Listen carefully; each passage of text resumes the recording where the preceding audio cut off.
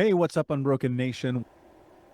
Talk to me about that experience of taking these things in your head and putting them somewhere practical, not only for someone else, but for yourself.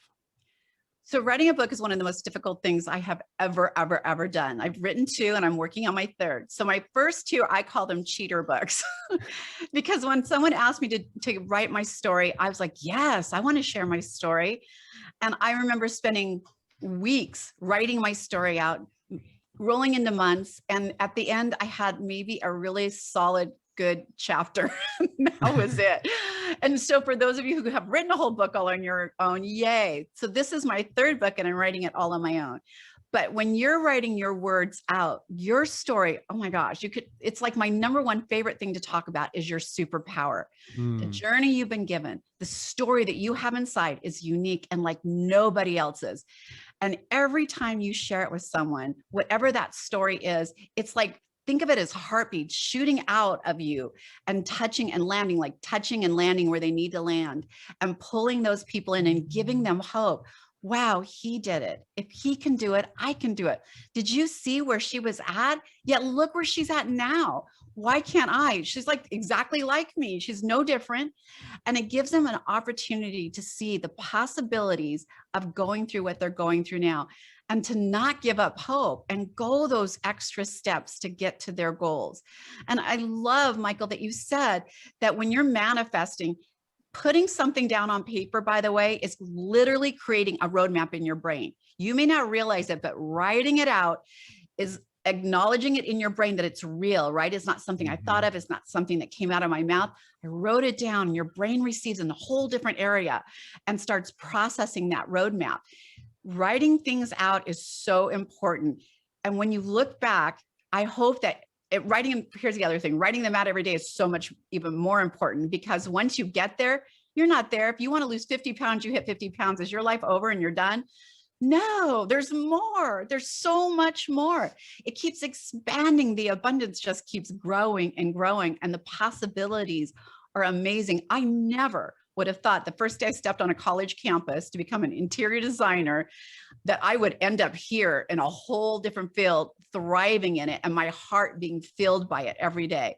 So you'll be so surprised when you start writing your story down, your message down, even if it's just for you and no one else. Maybe you're not in a space to share it yet. Maybe it's still too painful. I didn't share mine for 2 years. And the day I shared it, I literally left the stage and threw up. And the lady put her hand on my shoulder and asked me, are you done? Can you come with me?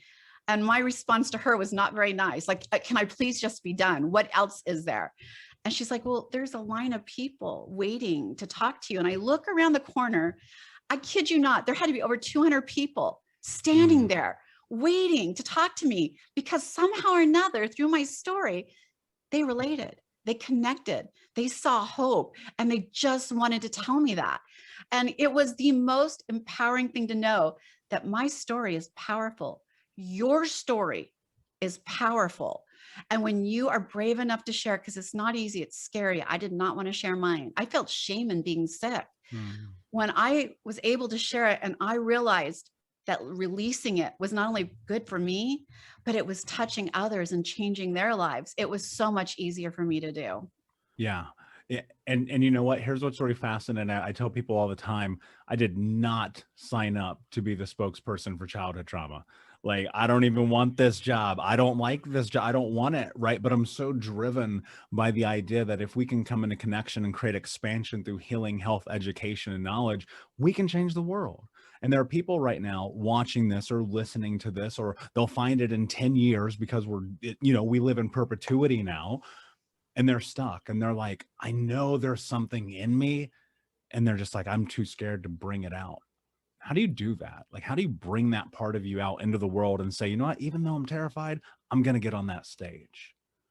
So I did it out of, I don't even know why I did it. I didn't want to do it. I said no for 2 years. I said no. And then a really good friend came to me and said, I really need you to do this for me. I need you to stand up there and just do the best you can. I remember the first time I spoke, I was so nervous and I kept doing this with my hands and I kept saying, because it was so nerve-wracking. I didn't think anyone was listening. And when I walked up and saw those people, I realized that they were listening. And what happened for me to get me on that stage, I had to keep telling myself, you don't know them. It's kind of dark out there, right? You don't even have to see them. At the end of the day, it's kind of like just talking in a dark room, right? With nobody out there. So I went out literally with lights blinding. You know, when you're on stage, you think they're looking right at you, but we don't see anything. There's like lights glaring right in us, unless they say, bring up the lights so they can see your sweet little faces. But I can hear things, right? I'm listening. And that will distract you, by the way, if you listen too much. But I'm listening to keys. Are they listening? Are they laughing what they should be laughing? Are they quiet? What's going on? But I went into that dark space like I was all alone, like I was just closing my eyes and telling your story.